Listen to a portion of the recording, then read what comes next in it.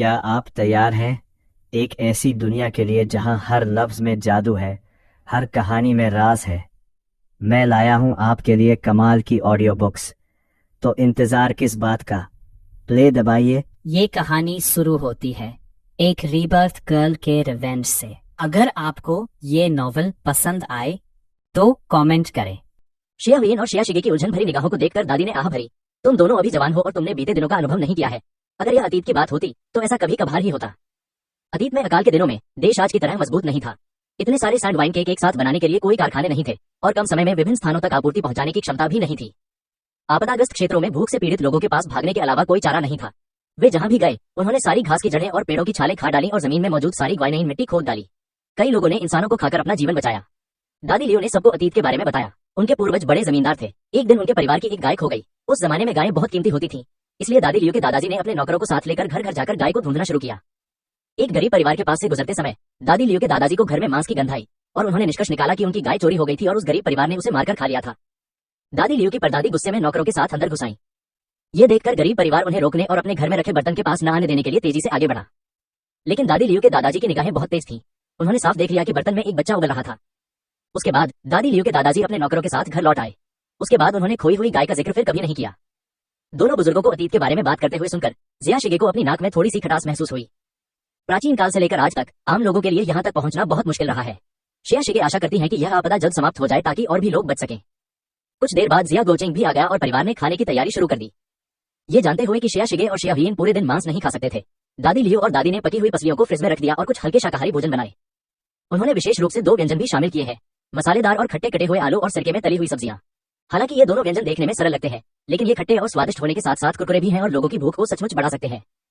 गो श्या शिगे ने इन दोनों व्यंजनों के साथ चावल की दलिया का एक बड़ा कटोरा समाप्त किया। परिवार के खाना खाने और बर्तन साफ करने के ठीक बाद विला की घंटी अचानक बज उठी। श्रेया शिगे ने जल्दी से दरवाजा खोला और स्क्रीन पर देखा कि जो रान और कई अंगरक्षक दरवाजे के बाहर खड़े थे। श्रेया शिगे ने कुछ उलझन के साथ दरवाजा खोला और पूछा, इतनी देर हो गई है, आपको क्या चाहिए? जो रान ने श्रेया शिगे से मुस्कुराते हुए कहा, विशेषज्ञों का अनुमान है कि आने वाले समय में तापमान में काफी गिरावट आएगी और शायद बर्फबारी भी हो सकती है। मुझे चिंता है कि आपके पास ठंड से बचने के लिए पर्याप्त सामान न हो। संयोग से कंपनी के पास राहत सामग्री का एक बैच है, इसलिए मैं आपको कुछ भेज दूंगी। उसके पीछे चल रहे अंगरक्षकों के पास बड़े बड़े थैले थे जो मुड़ी हुई रजाई और कंबल जैसी चीजों से भरे हुए थे। ये देखकर जिया शिगे ने झट से हाथ हिलाते हुए कहा, नहीं नहीं, ये सब चीजें मेरे पास घर पर पहले से ही हैं। वैसे भी आपसे नवीनीकरण शुल्क अग्रिम मांगने में मुझे शर्म आ रही है, तो मैं आपसे ये सब चीजें कैसे स्वीकार कर सकता हूँ? लेकिन जिया शिगे चाहे जितना भी इनकार करे, जो रान ने जिद की, बस इसे स्वीकार कर लो। ये देखकर जिया शिगे केवल जो रान को धन्यवाद दे सकी, फिर एक तरफ मुड़ गई और अंगरक्षक को सामान मिला के अंदर पहुंचाने के लिए कहा। सामान पहुंचाने के बाद जो रान ने अलविदा कहा और चली गई। श्रेया परिवार के विला से बाहर निकलते ही जो रान के चेहरे पर एक अजीब सा भाव था। यह उसके जीवन में पहली बार था जब उसने किसी को उपहार देने के लिए मजबूर किया था। चाहे वह किसी भी तरह से सोचे, उसे बेहद शर्मिंदगी महसूस हो रही थी, लेकिन उसके पास कोई विकल्प नहीं था। आखिरकार ये काम उसके चाचा जो होंग ने उसे सौंपा था और जो रान के पास जो होंग के आदेशों का उल्लंघन करने का कोई रास्ता नहीं था। यह कहा जा सकता है कि जो रान का पालन पोषण जो होंग ने किया था। जो रान दादा जो की शाखा का इकलौता बच्चा है। जो परिवार की बाकी सभी शाखाएं उसे बिल्कुल पसंद नहीं करती और वह इतना बिगड़ा हुआ है कि कानून तोड़ने की हद तक पहुंच गया है। लड़के स्वभाव से ही शरारती होते हैं। उस समय जो रान हर दिन छत उखाड़ फेंकने को बेताब रहता था। उसने जो परिवार के पैतृक घर को पूरी तरह अस्त व्यस्त कर दिया था और नौकर चाकर बहुत परेशान थे। वह हर रोज बिल्लियों और कुत्तों को चढ़ाता था और यहाँ तक कि उसने एक बिजली की बाड़ को खींचकर श्री जो की करोड़ों रुपए की सबसे बेहतरीन सजावटी मछलियों से भरे पूरे तालाब को बिजली के झटके से मार डाला। जो रान की मां का निधन कम उम्र में ही हो गया था और उनके पिता जो हाओ का स्वभाव कोमल था। वे अपने बेटे की देखभाल नहीं कर पाते थे और अक्सर उनका बेटा उन्हें रुला देता था। ये जो होंग ही था जिसने कुछ बेल्ट तोड़कर जो रान के व्यक्तित्व को बदल दिया, जिससे वह एक गैंगस्टर बनने से बच गया। अपने चाचा द्वारा पाले पोसे जाने के कारण जो रान जो होंग के स्वभाव को अच्छी तरह जानता था। जो होंग एक निर्दयी करवट मशीन था। वह निर्दयी और यहाँ तक कि थोड़ा बेरहम भी था। वह इतना आलसी था कि उसे अपने परिवार या अपने भतीजे की भी परवाह नहीं थी। पिछले कुछ दिनों से जो होंग उससे दूसरों के विला की मरम्मत करने और दूसरों को रजाई कंबल पहुंचाने के लिए कह रहा था। वह उसे हर छोटी छोटी बात भी धैर्यपूर्वक याद दिलाता रहता था। जो रान को लगा कि उसके चाचा ने शायद गलत दवा ले ली है। अन्यथा भले ही यह जिया परिवार द्वारा उसकी जान बचाने के लिए किया गया एहसान चुकाने के लिए होता, जो होंग अपने व्यक्तित्व को पूरी तरह से नहीं बदलता। जो रान अपने चाचा के अजीब व्यवहार के बारे में सोचते हुए घर जा रहा था। अप्रत्याशित रूप से घर पहुंचते ही उसे जो होंग का फोन आया। जो रान ने फोन उठाया और रिसीवर से तुरंत जो होंग की थोड़ी गंभीर आवाज सुनाई दी, क्या वे सभी चीजें डिलीवर हो गई हैं? जो रान ने उत्तर दिया, मैंने इसे आगे भेज दिया। फोन के दूसरी तरफ से जो होंग ने सिर हिलाकर सहमति जताई और फिर कहा, कुछ गर्म कपड़े चुन लीजिए, जैसे down jacket, brush coat, mink coat, चमड़े के दस्ताने, चमड़े की टोपी। संक्षेप में जो कुछ भी आप खरीद सकते हैं, खरीद कर उन्हें भेज दीजिए। पैसे मेरे खाते से कट जाएंगे। जो होंग ने कुछ देर सोचा और फिर कहा, ध्यान रहे कुछ ऐसे कपड़े चुनो जो फैशनेबल हो। वो रान जटिल भावों के साथ फोन पकड़े हुए जो होंग के निर्देशों को शब्द दर शब्द सुन रहा था। उसके चेहरे के भावों को रंगीन कहा जा सकता है। जो रान सोचने लगा कि क्या गोली लगने के दौरान उसके चाचा के सिर पर भी कोई आवारा गोली लगी थी। नहीं तो वह बिल्कुल अलग इंसान क्यों लग रहे थे, मानो उन पर किसी दूसरी दुनिया की आत्मा का साया आ गया हो। जो रान के जाने के बाद जिया शिगे ने जमीन पर पड़े लगभग 1 दर्जन बड़े बड़े थैलों को देखा और महसूस किया कि उन सभी को अकेले ले जाना मुश्किल होगा। उसने झटपट पूरे परिवार को बुलाया और उन्हें बताया कि जो रान ने बहुत सारी चीजें भेजी हैं। दादी यह दृश्य देखकर बाहर आई और आश्चर्य से बोली, हे भगवान, तुमने इतना सारा सामान क्यों भेज दिया? श्रेया गोचेंग ने बैग के पन्ने पलटे और वह भी बहुत हैरान हुआ। ये चीजें अब बहुत महंगी हो गई हैं। कुछ दिन पहले जब मैं कारखाने में सामान पहुंचाने में मदद कर रहा था तो मैंने उन श्रमिकों को कहते सुना कि अब सबसे पतले कंबल भी 40,000 युआन से अधिक में बिक रहे हैं। ये तो पिछले साल भीषण गर्मी के दौरान बिकने वाले पंखों और एयर कंडीशनरों से भी ज्यादा महंगे हैं। दादी यह कीमत सुनकर हैरान रह गई। पिछले साल भीषण गर्मी के कारण कई लोगों की नौकरियां चली गईं और हर परिवार अपनी बचत से गुजारा कर रहा है। आज के जमाने में क्या कोई ऐसी चीज खरीदेगा जिसकी कीमत 40,000 युआन से अधिक हो? ये सुनकर श्रेया गोचेंग ने होंठ सिकोड़ते हुए कहा, तुम्हें पता नहीं, उन सड़क विक्रेताओं ने खूब पैसा कमाया है। जब गर्मी बहुत ज्यादा थी तब उन्होंने पंखे खरीदे बेचे और बाद में ज्वालामुखी फटने के बाद ज्वनाशक दवाइयां खरीदी बेची। दुनिया जितनी ज्यादा अस्त व्यस्त होती है उनके पास पैसा कमाने के उतने ही ज्यादा मौके होते हैं। कई लोगों ने प्राकृतिक आपदाओं की बदौलत करोड़ों की संपत्ति जमा कर ली है। पूरे परिवार ने मिलकर 1 दर्जन से अधिक बड़े शॉपिंग बैगों को लिविंग रूम में ले जाने में मदद की, जिससे फर्श भर गया। दादी ने एक थैला खोला और उसमें से 2 लंबे चमकदार कंबल निकाले। दादी लियो ने कंबल को छुआ, मखमल की कोमलता को अपने हाथों में महसूस किया और कहा, यह मखमल की तरह मुलायम मिंक फर है। मैंने कभी सोचा भी नहीं था कि मैं इसे घर पर खरीदकर कंबल बना सकती हूँ। यह बहुत ही शानदार है।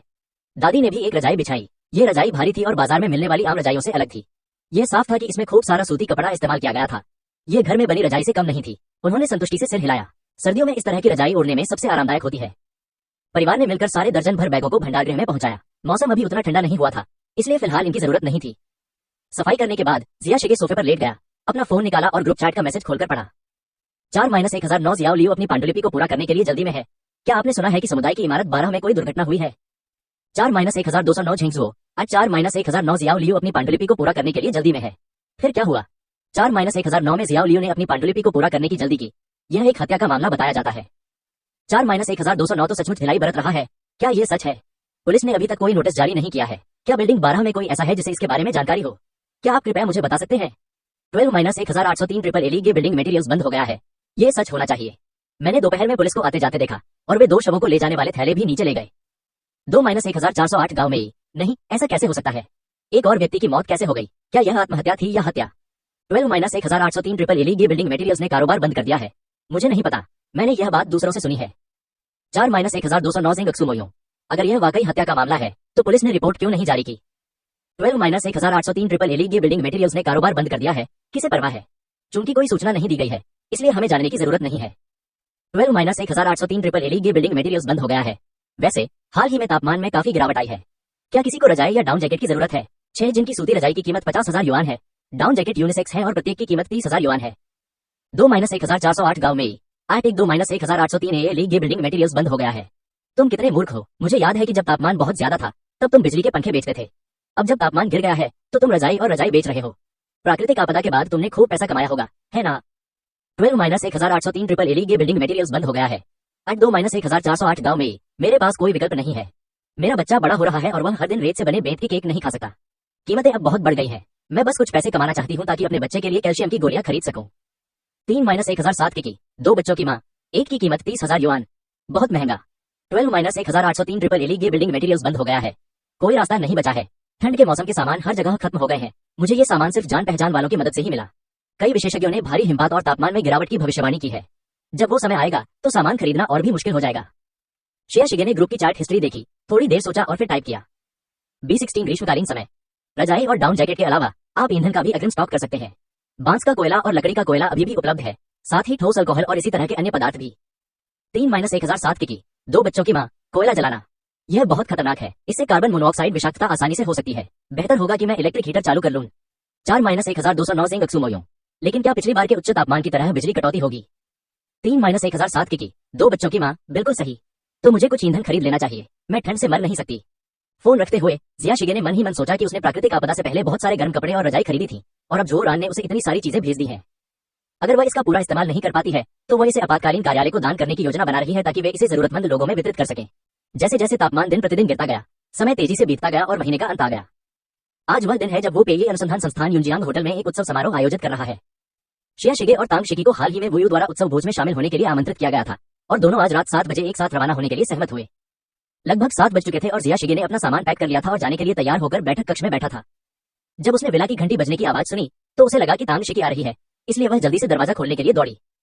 अप्रत्याशित रूप से दरवाजे के बाहर खड़े व्यक्ति तांग शिकी नहीं बल्कि जो होंग और जो रान थे। ये देखकर श्रेया शिगे थोड़ा हैरान हुआ। अधिकारी जो, आप यहाँ क्यों हैं? इससे पहले कि जो होंग कुछ बोल पाता, जो रान कुछ कदम आगे बढ़ा और अपने हाथ में सामान से भरा एक थैला उसे देते हुए मुस्कुराया। यह एक सेल्फ हीटिंग पैच है। इसे नवीनतम दीर्घकालिक ताप तकनीक कहा जाता है। आप इसे आजमाकर देख सकते हैं कि यह कितना प्रभावी है। श्रेया शिगे ने धन्यवाद देते हुए झटपट उसे ले लिया। इस दौरान जो रान ने कई चीजें भेजी जिनमें ठंड से बचाव के लिए विभिन्न प्रकार की सामग्रियां शामिल थी। पहले तो श्रेया शिगे ने उन्हें अस्वीकार करने की पूरी कोशिश की। आखिर बिना किसी इनाम के उपहार स्वीकार करना ही पड़ता है। लेकिन जो रान बेहद जिद्दी था और हर बार वह ऐसा व्यवहार करता था मानो जब तक श्रेया शिगे उसे स्वीकार नहीं कर लेता वह वहां से नहीं जाएगा। इसलिए श्रेया शिगे के पास इसे स्वीकार करने और इस एहसान को याद रखने के अलावा कोई विकल्प नहीं था और उसने मौका मिलते ही इसका बदला चुकाने का इरादा किया। श्रेया शिगे ने हीटिंग पैड लेते हुए जो रान और जो होंग से कहा, अंदर आइए और बैठिए। अधिकारी जो, आपको अस्पताल से छुट्टी कब मिली थी? क्या आप ठीक हो गए हैं? जो होंग को कुछ समय पहले अस्पताल से छुट्टी मिल गई थी। छुट्टी मिलते ही उन्होंने हे परिवार के खिलाफ तुरंत जांच शुरू कर दी और पुलिस स्टेशन में छिपे 2 गद्दारों को पकड़ने के लिए कड़ा कदम उठाया। जांच के बाद पता चला कि इससे पहले उस पंथ द्वारा किए गए 3 आतंकवादी हमले हे परिवार से संबंधित थे। पुलिस को पुख्ता सबूत मिल चुके हैं और वे गिरफ्तारी की योजना बना रहे हैं। अगर सब ठीक रहा तो कल रात तक घेराबंदी पूरी कर ली जाएगी। तभी जो होंग ने जिया परिवार से मिलने के लिए समय निकाला। जो होंग ने श्रेया शिगे के सवाल का जवाब नहीं दिया। उसने बस हल्की मुस्कान के साथ उसकी ओर देखा, हाथ बढ़ाया और उससे कहा, मैं अंदर आकर नहीं बैठूंगा। चलो यही बात करते हैं। तुम्हारे हाथ में जो बंदूक थी वह कहाँ है? मुझे दे दो। ये सुनकर श्रेया शिगे स्तब्ध रह गया और मन ही मन बोला, ओह नहीं। श्रेया शिगे ने दोषी भाव से अपनी निगाहें फेर ली और फुसफुसाते हुए कहा, यह किस तरह की बंदूक है? मुझे नहीं पता। जो होंग ने उसकी बातें सुनकर गुस्से से लगभग हंस ही दिया। फिर उसने बेबसी से सिर हिलाते हुए कहा, तुम्हारे हाथों में जो बंदूकें हैं वे तुमने कुछ देर पहले लॉन्ग आइलैंड होटल से ली थी, है ना? ये देखकर कि श्रेया शिगे ने कुछ नहीं कहा, जो होंग ने आह भरी। उसने जो रान को विला के अंदर खींचा, धीरे से दरवाजा बंद किया और अपनी बाहों से 2 पिस्तौल और कई गोलियां निकाली। उसने श्रेया शिगे से कहा, मैं तुम्हें ये 2 पिस्तौलें देता हूँ, मुझे वह बंदूक दो जो तुमने लॉन्ग आइलैंड होटल से ली थी। श्रेया शिगे के हैरान चेहरे को देखकर जो होंग ने आगे कहा, चांगदाओ होटल से जो बंदूकें तुमने ली हैं वे सब उन कानून तोड़ने वाले बदमाशों ने मशीन टूल्स का इस्तेमाल करके बनाई है। कारीगरी घटिया है और ये बहुत खतरनाक है। ये कभी भी फट सकती है या गलत दिशा में चल सकती है। तुम्हारे लिए इन्हें पकड़ना बहुत खतरनाक है। मुझे पता है कि तुम सुरक्षा को लेकर चिंतित हो। तुम्हारी माँ एक सामग्री आपूर्ति केंद्र में काम करती है। मैंने तुम्हें ये 2 बंदूकें दिलवाने में मदद की। इन पर सीरियल नंबर है और ये उन 2 खराब बंदूकों से कहीं ज्यादा सुरक्षित है जो तुम्हें मिली थी। जब श्रेया शिगे को स्थिति का एहसास हुआ तो वह बेहद खुश हुई। उसने खुशी खुशी जो होंग के हाथ से बंदूक और मैगजीन ले ली, उन्हें कुछ देर तक प्यार से महसूस किया और फिर तेजी से घर की ओर चल पड़ी। कुछ देर बाद उसने झाओ हुई फेंक से मिली 2 बंदूकें जो होंग को सौंप दी और मुस्कुराते हुए कहा, धन्यवाद अधिकारी जो। जो होंग ने कुछ देर तक 2 बंदूकों का वजन किया, फिर हिचकिचाते हुए पूछा, क्या तुम्हारी माँ अभी घर पर है? श्रेया शिगे ने सिर हिलाकर जवाब दिया, जी हाँ अधिकारी जो, आप मेरी माँ से किस बारे में बात करना चाहते हैं? जो होंग ने अपना मुंह खोला, मानो बोलने में हिचकिचा रहा हो। वह कुछ पल के लिए स्तब्ध रह गया, फिर उसने अपना सिर हिलाया और जवाब दिया, कोई बात नहीं, मैं बस पूछ रहा था। श्रेया शिगे की थोड़ी हैरान निगाहों के सामने जो होंग ने उसे कुछ और निर्देश दिए, फिर मुड़कर जो रान के साथ चली गई। श्रेया के घर से निकलने के बाद जो होंग और जो रान एक साथ कार में बैठ गए। जो होंग को गाड़ी चलाने की कोई जल्दी नहीं थी। वह बस खिड़की से बाहर के रात के दृश्य को देख रहा था, थोड़ा खोया हुआ सा। एक तरफ खड़े जो रान ने सुन्न होकर अपना चेहरा रगड़ा। इस दौरान वह जो होंग के अनुरोध पर श्रेया परिवार को सामान भेज रहा था। वह देख सकता था कि जिया परिवार के पास इन चीजों की कोई कमी नहीं थी और वह ये भी देख सकता था कि जिया शिगे हर बार चीजें इकट्ठा करते समय शर्मिंदा हो जाता था। लेकिन उसे यह नहीं पता था कि वह खुद ज्यादा शर्मिंदा था या जिया शिगे ज्यादा शर्मिंदा था। जो रान को वास्तव में जो होंग के इन सब कामों को करने का इरादा समझ में नहीं आया। जो होंग ने तो व्यक्तिगत रूप से जिया परिवार के लिए 2 पिस्तौलें मंगवाने के लिए आवेदन भी किया था। जो रान को इस बात का थोड़ा अफसोस था कि उनके अपने भतीजे को ऐसा व्यवहार नहीं मिला। जो होंग जो रान के आंतरिक संघर्षों से अनभिज्ञ था, उसने अपनी पतली उंगलियों से स्टीयरिंग व्हील को हल्के से थपथपाया। इस दौरान वह हे परिवार और उस पंथ की जांच में व्यस्त था। जब भी उसे कुछ खाली समय मिलता, उसे उस दिन जिया हुयेन द्वारा उसे आग के सागर से बचाने की घटना याद आ जाती थी। जो होंग को यह स्वीकार करना पड़ा कि मानव स्वभाव ही बलवानों की प्रशंसा करना है। अब भी जब वह उस दृश्य को याद करता है तो उसका दिल बेकाबू होकर धड़कने लगता है। उसे अच्छी तरह याद था कि वह जमीन पर पड़ा था, मौत के कगार पर था और तभी जिया हुयेन आग की लपटों के बीच से पिस्तौल लिए हुए उसके पास आई। उसका चेहरा गंभीर था, उसकी आंखें दृढ़ और चमकदार थीं और उसने झाओ कुंटाई को गोली मारकर मार डाला, उसे मौत के मुंह से वापस खींच लिया। जो होंग को अब यह भी यकीन नहीं है कि उस समय श्रेया हुयेन द्वारा चलाई गई गोली झाओ कुंटाई को लगी थी या उसके खुद के दिल को। शायद यह सिर्फ उस रात की वजह से नहीं था। जो होंग को अभी भी याद था कि जिया हुयेन ने अपने पूर्व पति याडोंग को उसी तरह एक ही तीर से मारकर हत्या कर दी थी। यह स्पष्ट था कि यह उसका किसी को मारने का पहला अनुभव था, लेकिन उसका वार सधा हुआ और सटीक था। बाद में जब उससे इस बारे में पूछा गया तो उसने शांत भाव से कहा कि वह इसके सभी परिणामों को भुगतने के लिए तैयार है। खतरे के सामने भी वह इतनी दृढ़ और शांत थी। जो होंग जितना इसके बारे में सोचता उतना ही भावुक होता जाता। इस दौरान उनके मन में केवल जिया हुयेन की छवि छाई हुई थी। जब वे 40 वर्ष के हुए तब पहली बार उनके मन में किसी दूसरे व्यक्ति के साथ रहने का विचार आया। यह विचार किसी जलते हुए पुराने घर जैसा था। इसने पहले उसके दिल में एक चिंगारी जगाई और फिर वह चिंगारी जंगल की आग की तरह बढ़ती गई और उसे बुझाना असंभव हो गया। आज वह अपने साथ 2 पिस्तौलें लेकर आया था जिनके लिए उसने आवेदन किया था और वह मूल रूप से श्रेया हुयेन से मिलना चाहता था। जब वह सफल होने ही वाला था तो वह फिर से पीछे हट गया। उसे महिलाओं को रिझाने का कोई अनुभव नहीं था और जब उसने जिया हुयेन को देखा तो उसे वास्तव में नहीं पता था कि क्या कहना है। जब जो होंग गहरी सोच में डूबी हुई थी तभी तांग शिकी और श्रेया शिगे भी कार में बैठकर युंजियांग होटल की ओर चल पड़े। उन दोनों लोगों को गाड़ी में जाते हुए देखकर जो होंग ने हैरानी भरा भाव दिखाया। इतनी रात को वे कहाँ जा रहे हैं? जो रान ने पहल करते हुए समझाया। उन्हें युंजियांग होटल में आंटी वू पेई के अनुसंधान संस्थान के लिए वो परिवार द्वारा आयोजित उत्सव समारोह में शामिल होने जाना चाहिए था। उनके द्वारा विकसित विशेष दवा बहुत सफल रही और इसने ज्वालामुखी राख संक्रमण की मृत्यु दर को सीधे तौर पर कम कर दिया। पेई चाची, क्या आपको वह याद है? उनकी माँ और हमारे पिताजी युद्ध में साथी थे। जब मैं बच्चा था, मैं उनके बेटे शेन जिहुई के साथ मछली पकड़ रहा था। जब बड़े लोग आए तो लड़का भाग गया, मुझे अकेला छोड़कर, जिसकी पिटाई हुई। ये सुनकर जो होंग ने भौहें चढ़ा ली। युंजियांग होटल के ठीक सामने हे परिवार का हानहाई होटल है। उसे शिया शिगे की भेड़ियों और बाघों की मांदों में घात लगाकर बैठने की हरकतें याद आ गईं और उसे डर था कि वह फिर से मुसीबत खड़ी कर देगी और खुद को खतरे में डाल देगी। इसके अलावा शिया शिगे शिया हुयेन की इकलौती बेटी है और माँ बेटी एक दूसरे पर निर्भर है। अगर शिया शिगे को कुछ भी हो जाता है तो शिया हुयेन इसे बिल्कुल भी बर्दाश्त नहीं कर पाएंगी। ये सोचते हुए जो होंग ने जो रान की बकबक को रोकते हुए कहा, इनके पीछे कुछ और अंगरक्षक भेजो। अभी भी कई अपराधी अंधेरे का फायदा उठाकर लूटपाट करते हैं। इन दोनों लड़कियों को कुछ भी न होने देना। ये सुनकर जो रान दंग रह गया और फिर बोला, मेरी पत्नी जब भी बाहर जाती है तो उसके साथ हमेशा अंगरक्षक होते हैं। चिंता मत करो, वह बाहर नहीं जा पाएगी। जो होंग ने सिर हिलाया। हानहाई होटल में सुरक्षा नहीं थी। उसने जोर देकर कहा, अगर वह उसे ले भी जाती है तो भी उसके पीछे कुछ और अंगरक्षकों को भेजना चाहिए। जो रैन सिंधु समुदाय छोड़ने के बाद जो होंग और जो रान जो परिवार के पैतृक घर के लिए रवाना हुए। वह विशाल हवेली तेज रोशनी से जगमगा रही थी, जो अंधेरे में एक चमकदार मोती की तरह अंधेरे रात के आकाश को रोशन कर रही थी। दोनों आदमी उस छोटी सी इमारत की ओर गए जहां दादा जो रहते थे। जैसे ही वे बूढ़े आदमी के अध्ययन कक्ष में दाखिल हुए, एक चाय का प्याला उड़कर बगल की दीवार से जोरदार धमाके के साथ टकराया। बूढ़े मास्टर जो मेज के पीछे बैठे थे और अभी अभी अंदर आए जो होंग पर गुस्से से चिल्लाए, अरे कमीने, तुम अभी भी यहाँ आते हो? अस्पताल से छुट्टी मिलने के बाद से इतने लंबे समय तक मुझसे मिलने नहीं आए। क्या यही तुम्हारा घर है? क्या तुम पत्थर से निकले हो?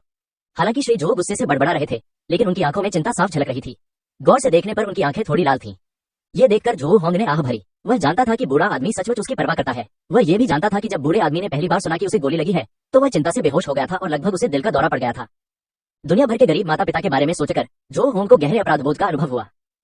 उसने अपना सिर झुकाकर कहा, शांत हो जाओ, ये सब मेरी गलती है।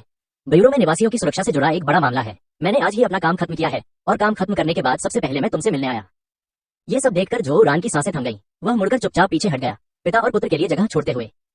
जो होंग की यह बात सुनकर श्री जो का रवैया नर्म पड़ गया। उन्होंने आह भरी जो होंग की ओर देखा और कहा, अच्छा हुआ कि तुमने ऐसा नहीं किया, लेकिन मौजूदा हालात इतने अराजक हैं और तुम्हारा काम इतना खतरनाक है, क्या तुम्हें इसे जारी रखना ही होगा? जो होंग को अपनी निगाहें नीचे करके चुप रहते देख श्री जो ने उसे समझाना जारी रखा, अगर तुम सचमुच पारिवारिक व्यवसाय का प्रबंधन नहीं करना चाहते, सिर्फ सिस्टम में बने रहना चाहते हो, तो कम से कम किसी सुरक्षित पद पर चले जाओ। बूढ़े मास्टर जो को जो रान की बहुत चिंता थी। उन्हें अपनी पत्नी के कम उम्र में गुजर जाने का बहुत दुख था और वे नहीं चाहते थे कि उनके बच्चे को फिर से दुख पहुंचे। इस बार जो होंग को गोली लगना श्री जो के लिए बहुत बड़ा सदमा था। अगर जो होंग बच नहीं पाता तो मुझे डर है कि श्री जो भी उसके साथ मर जाते। अपने पिता की चिंतित निगाहों का सामना करते हुए जो होंग ने दिलासा देते हुए कहा, चिंता मत करो, मुझे सब पता है।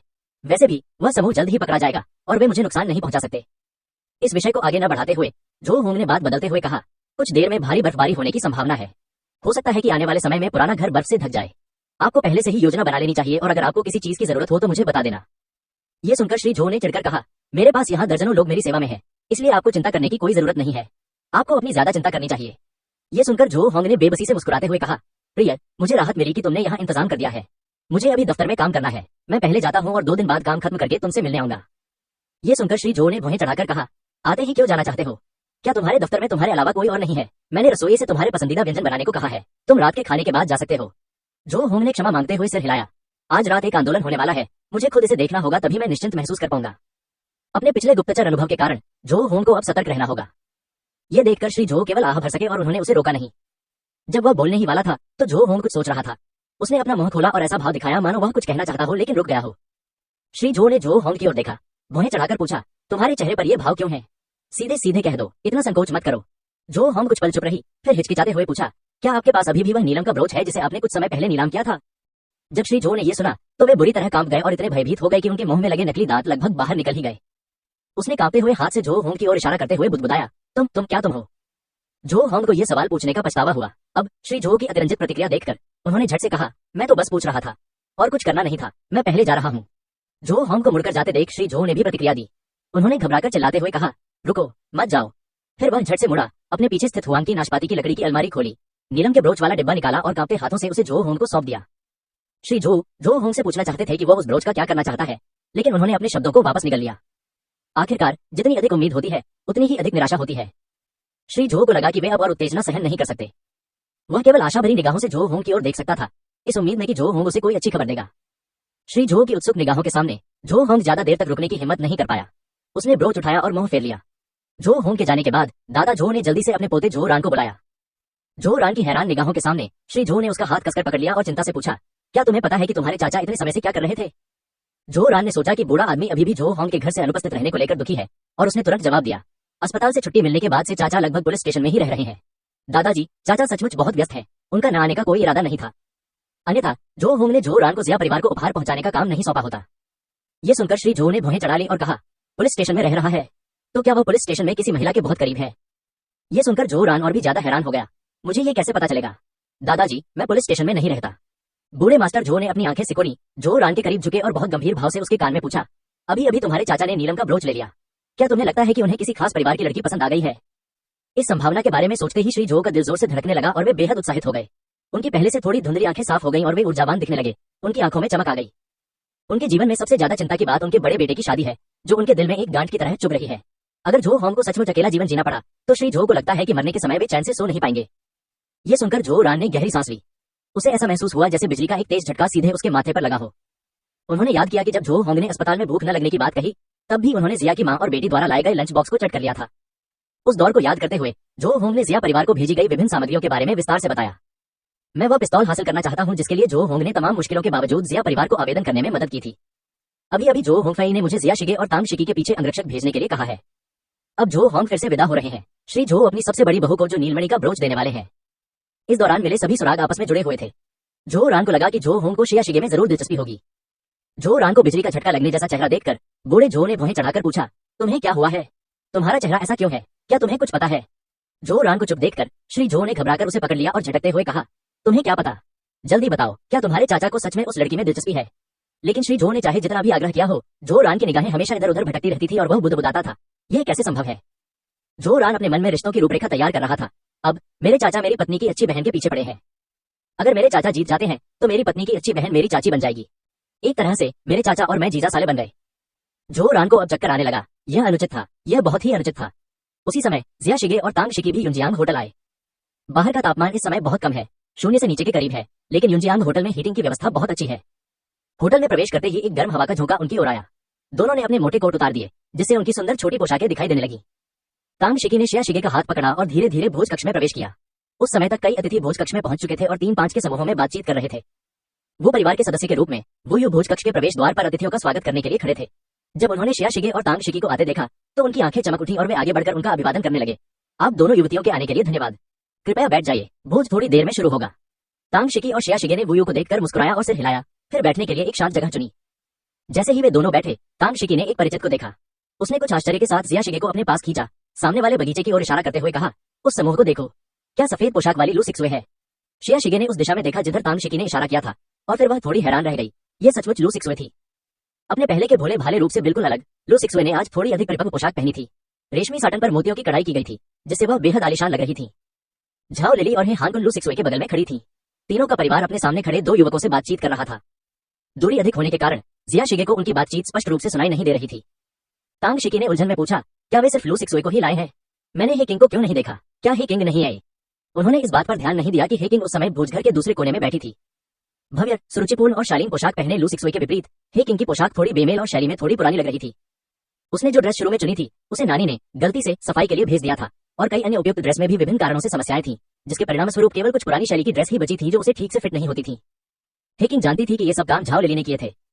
जब से लू सिक्सवे की पहचान सार्वजनिक हुई है, तब से माँ बेटी झाओ लिली और लू सिक्सवे खुलेआम और छुपकर हे किंग के लिए मुश्किलें खड़ी करने की कोशिश कर रही हैं। हे किंग को बहुत कष्ट सहना पड़ा है, विशेष रूप से झाओ लिली, जो सतह पर सौम्य और विचारशील दिखती है, लेकिन वास्तव में क्रूर और निर्दयी है। उसने पिछवाड़े में यातना देने के जो सूक्ष्म तरीके अपनाए, उनसे हे किंग असहाय हो गई। हे किंग खुद भी अच्छी इंसान नहीं है। वह प्राथमिक विद्यालय से ही स्कूल में गुंडागर्दी करती आ रही है। उसने कई सहपाठियों को इतना तंग किया है कि उन्हें स्कूल छोड़ना पड़ा या यहाँ तक कि इमारतों से कूदना पड़ा। लेकिन सत्ता के बल पर एक छोटा समूह बनाकर दूसरों को धमकाने के उसके तरीके इतने बचकाने थे कि वे झाओ लिली के सामने एक भी बार नहीं झेल सके। ये सोचकर हे किंग ने मन ही मन दांत पीसे। इस दौरान उसने अपने पूरे जीवन से कहीं अधिक अन्याय सहा था। काश वह लू सिक्सवे और झाओ लिली को भी साथ में मौत के घाट उतार पाती। हे किंग ने वहां से जाने और लू सिक्सवे को 2 बार थप्पड़ मारने की इच्छा को दबाया, अपनी भौहें मली, हाथ में रखी शैंपेन की बोतल उठाई और 2 बड़े घूंट पी लिए। वह तीखा और उत्तेजक तरल पदार्थ उसके गले से नीचे उतर गया, जिससे उसके पेट, आंतों और मस्तिष्क में जलन होने लगी। हे किंग ने छत के सामने बैठे 3 लोगों के खुशहाल परिवार की ओर देखा, और शराब के प्रभाव में उसके दिल में व्याप्त शिकायत और क्रोध और भी बढ़ गया। वह जानती थी कि हे हानकुन और झाओ लिली लू सिक्सवे के लिए युवा और होनहार धनी दूसरी पीढ़ी के दूल्हों को लाने में कोई कसर नहीं छोड़ रहे थे। अगर सब कुछ ठीक रहा तो लू सिक्सवे की शादी अच्छी होगी। हे किंग भी चलकर हे हानकुन के बगल में खड़ा होना चाहती थी, लेकिन उसने उस पुराने जमाने की पोशाक को देखा जो उस पर जंच नहीं रही थी। अब वह केवल लू सिक्सुए के बगल में एक सहायक पात्र के रूप में ही काम कर सकती थी, जिसने लू सिक्सुए को और भी अधिक आकर्षक बना दिया था। हे किंग ने गुस्से से अपने हाथ में शराब का गिलास कसकर पकड़ लिया।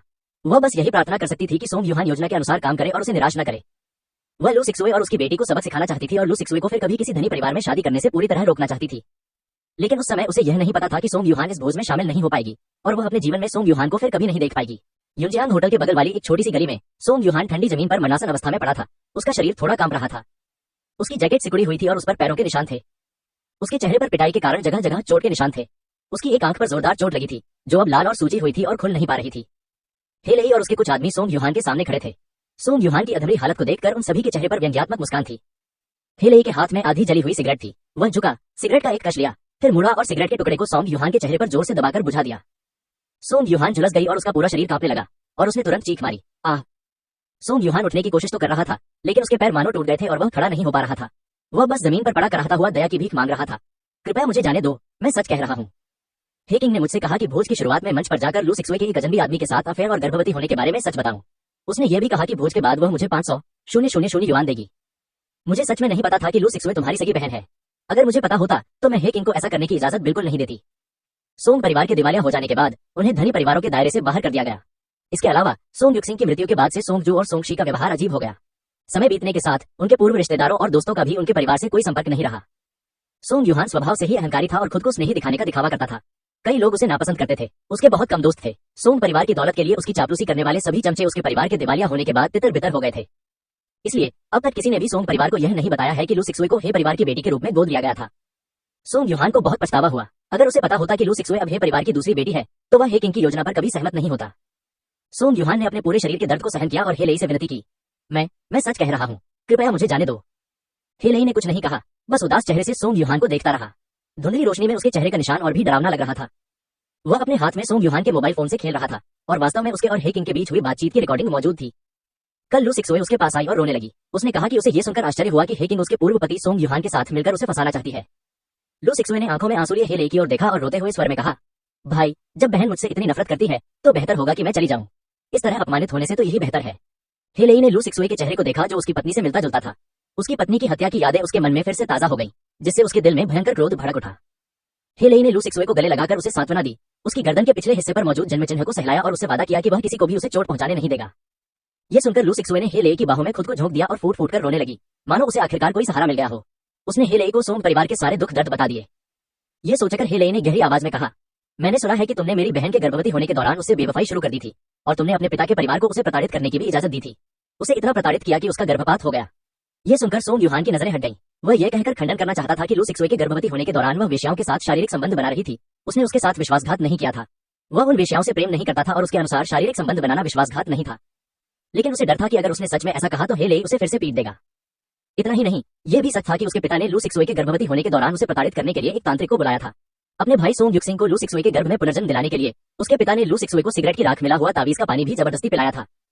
लेकिन फिर भी उसने दांत पीसते हुए बहस की, उसके गर्भपात का मुझसे कोई लेना देना नहीं था। मैं उस समय वहां नहीं था। इसके अलावा उसने मुझे धोखा दिया। मेरे पास पितृत्व परीक्षण रिपोर्ट है। सोंग युहान ने हे लेई को गिड़गिड़ाती निगाहों से देखा और विनती करते हुए कहा, हम दोनों ने एक दूसरे को धोखा दिया है, इसलिए हमें एक दूसरे की परवाह नहीं है। कृपया मुझे जाने दीजिए। मैं वादा करता हूँ कि मैं लू सिक्सुए के सामने कभी नहीं आऊंगा और मैं ये बातें आपको कभी नहीं बताऊंगा। सोंग युहान ने हे लेई को समझाने की कोशिश की, लेकिन हे लेई समझदार व्यक्ति नहीं था।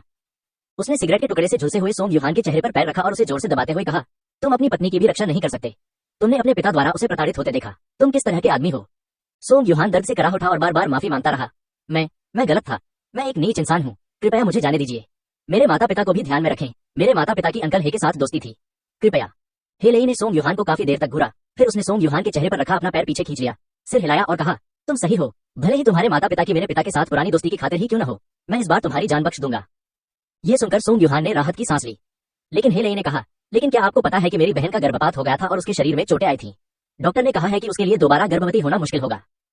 सोंग युहान का दिल, जो अभी अभी शांत हुआ था, फिर से खुश हो गया। उसने कांपती हुई आवाज में कहा, मैं गलत था।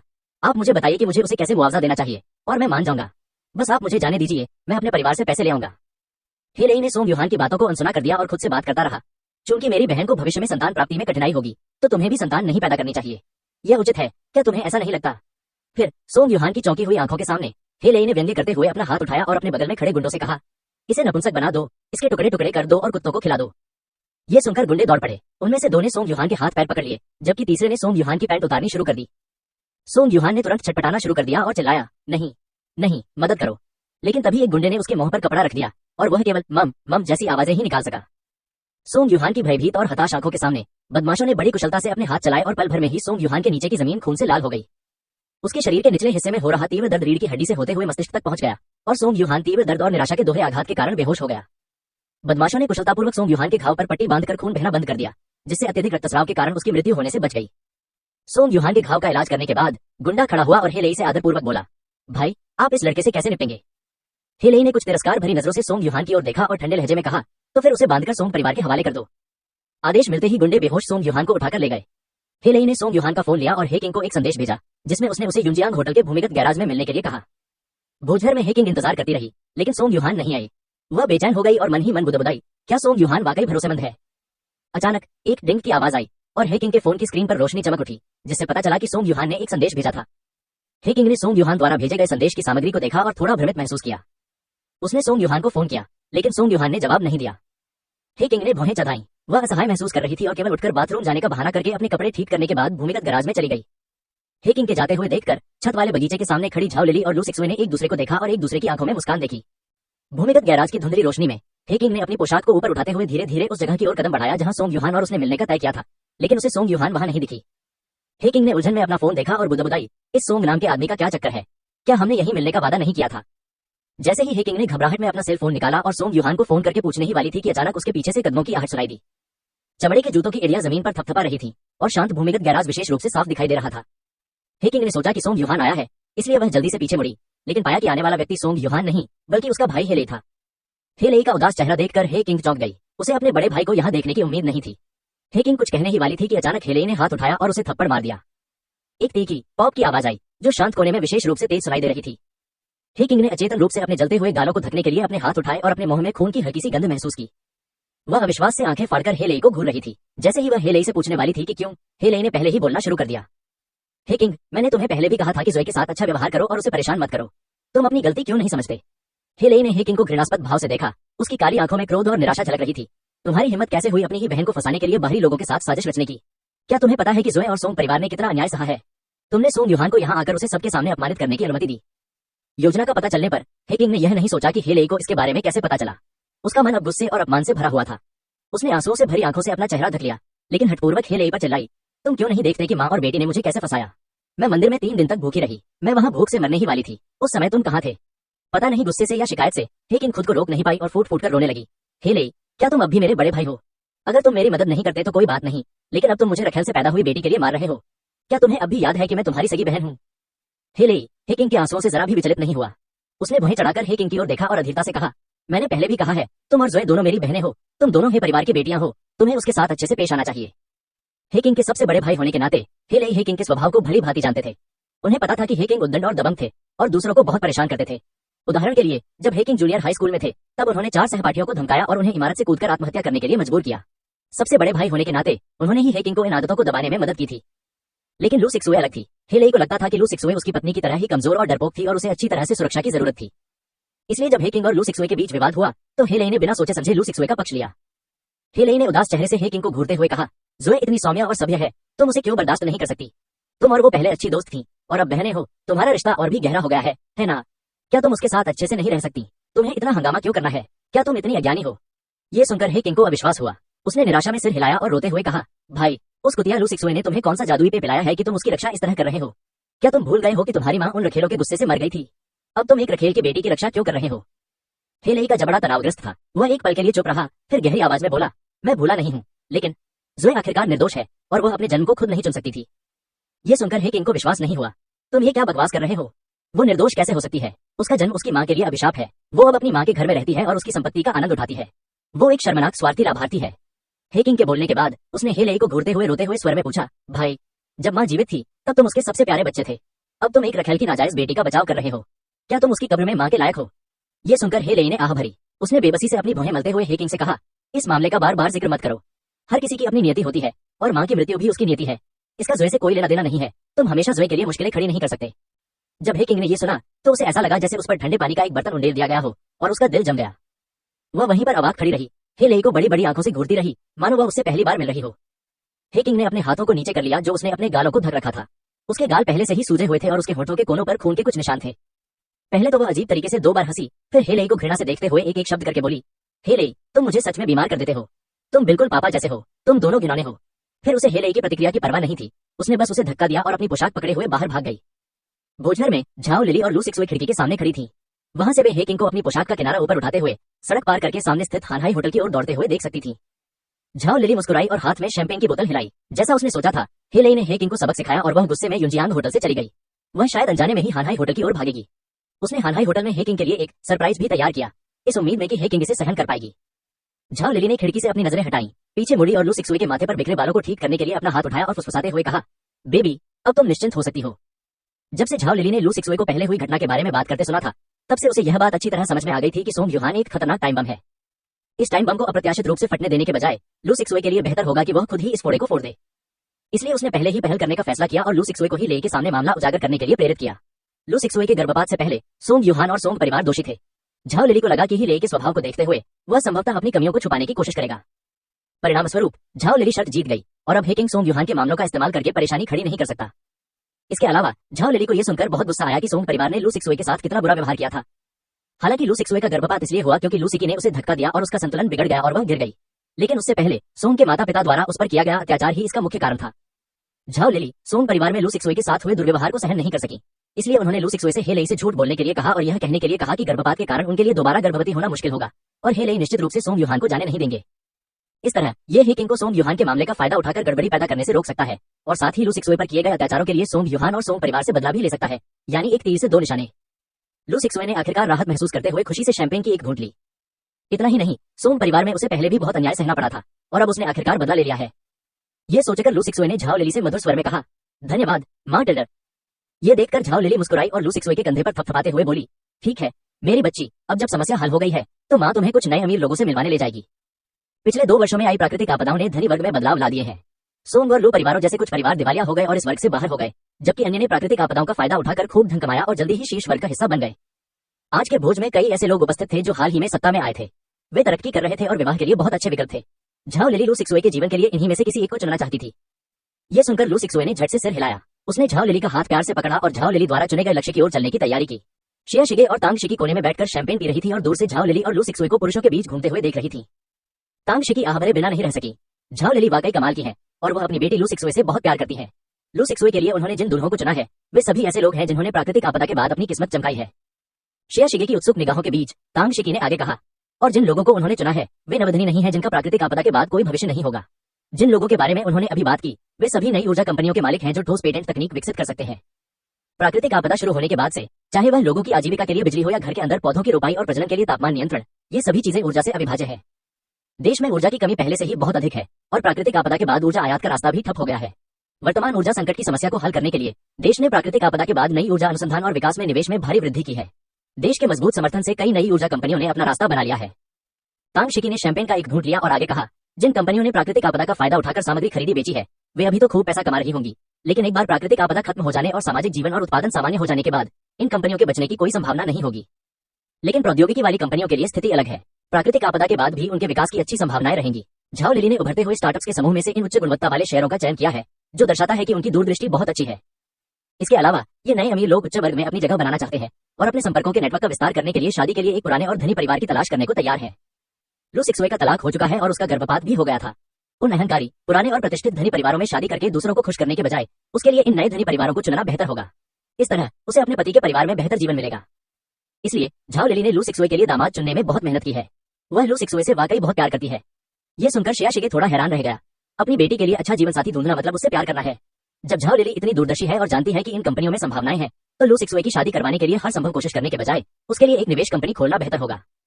शिया शिगे ने अपना सिर झुकाया और आगे कहा, यह माँ और बेटी दोनों एक दूसरे से ज्यादा समझदार हैं। इन संभावित निवेशकों से शादी करने के तरीके खोजने में समय बर्बाद करने के बजाय यह बेहतर होगा कि हम ये खोजें कि ये निवेशक खुद पैसा कैसे कमा सकते हैं। शिया शिगे की सरल सोच के अनुसार यदि आप पहाड़ों पर भरोसा करेंगे तो पहाड़ गिर जाएंगे और यदि आप लोगों पर भरोसा करेंगे तो वे भाग जाएंगे। वर्तमान विवाह कानून पर विश्वास करके किसी से शादी करने और भविष्य पर दाम लगाने के बजाय व्यापार कानून पर विश्वास करना और अपने सारे अंडे एक ही टोकरी में रखना बेहतर है। शिया शिगे के शब्दों पर तांग शिकी को हंसी आ गई। अमीर लोगों के वैवाहिक मूल्यों में एक महिला के लिए पैसा कमाना उच्च प्राथमिकता नहीं होती है। यह सुनकर शिया शिगे को जिज्ञासा हुई, अगर महिलाएं पहले से ही इन पुरुषों के साथ प्रतिस्पर्धा करने के लिए मैदान में हैं, तो क्या उन्हें अभी भी उनकी टिप्पणियों की परवाह करने की जरूरत है? उन्हें लड़ने के लिए किसने कहा? तांग शिकी ने इस बारे में सोचा और जवाब दिया, लेकिन निवेश करने से नुकसान ही होगा। यह एक अमीर पत्नी होने की तुलना में कहीं कम सुरक्षित है। यह सुनकर श्रेया शिगे हैरान रह गया। क्या शादी करना नुकसानदेह नहीं होगा? ये तो छोड़ ही दीजिए कि उनके चुने हुए पति भी दिवालिया हो सकते हैं। इससे भी बड़ा खतरा यह है कि ये पुरुष अपनी पत्नियों के साथ विश्वासघात कर सकते हैं।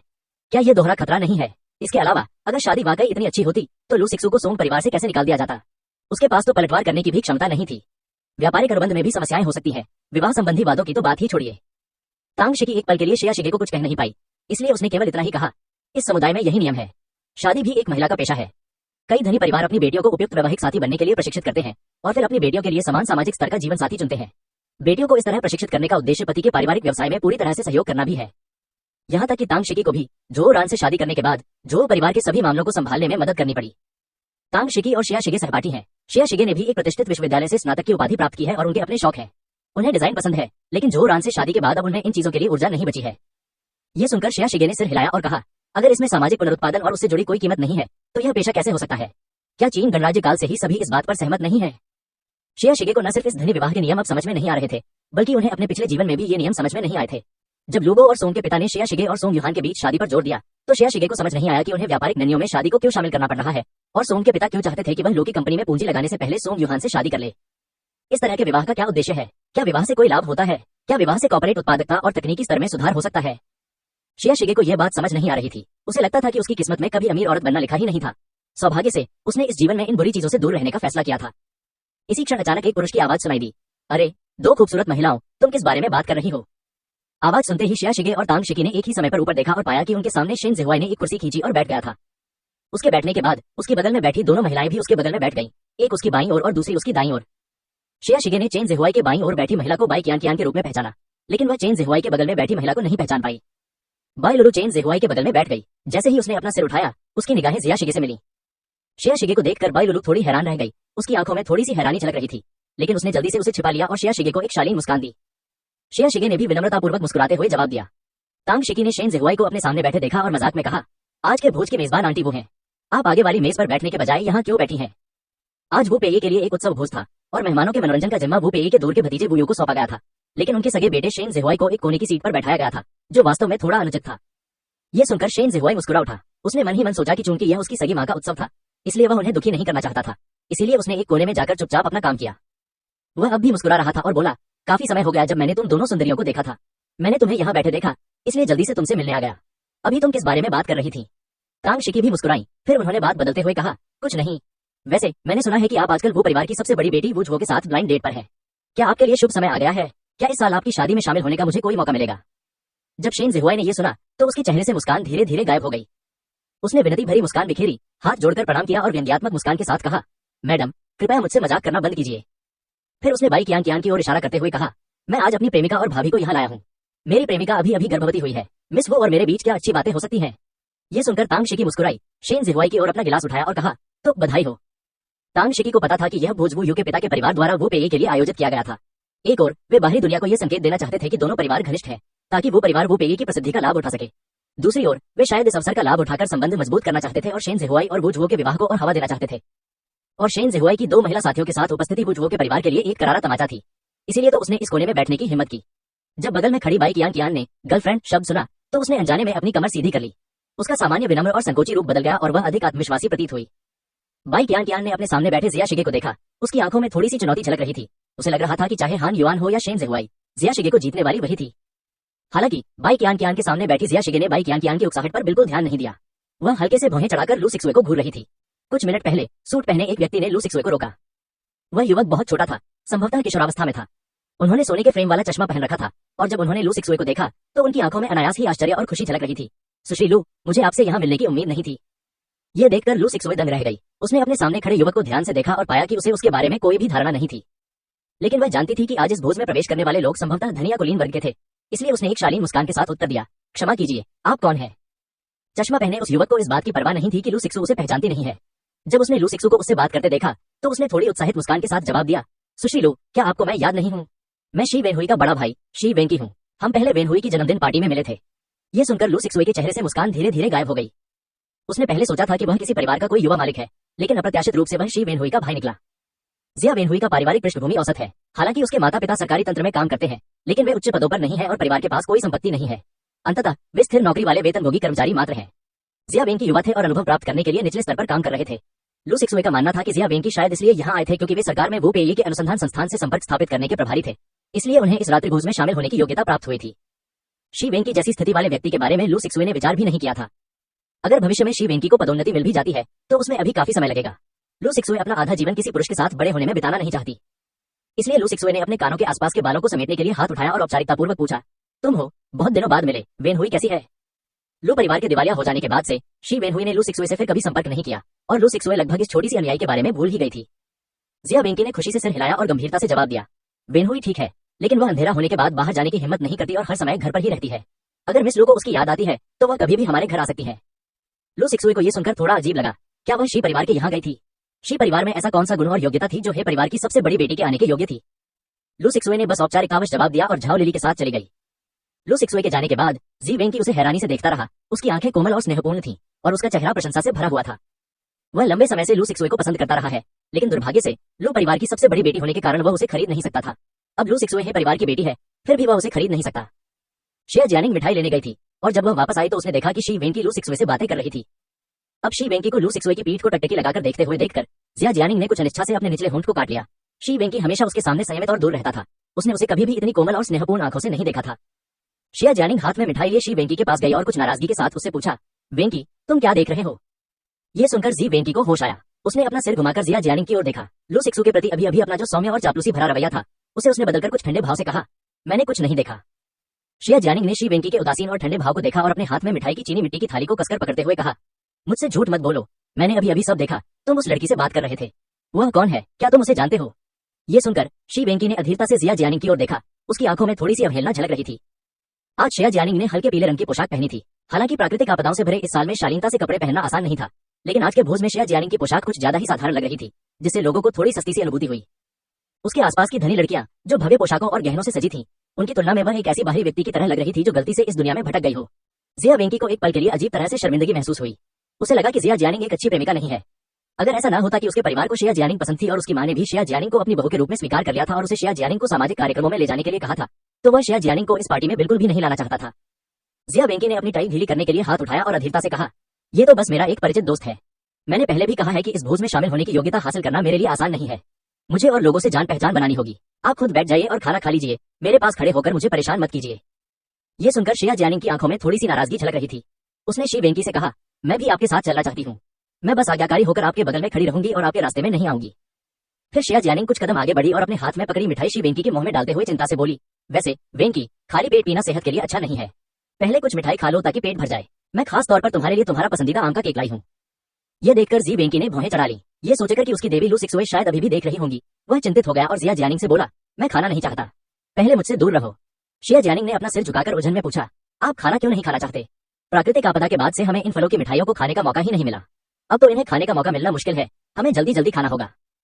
शिया जियानिंग की बेशर्मी भरी बातें सुनकर शी वेंकी बेचैन और क्रोधित हो गया।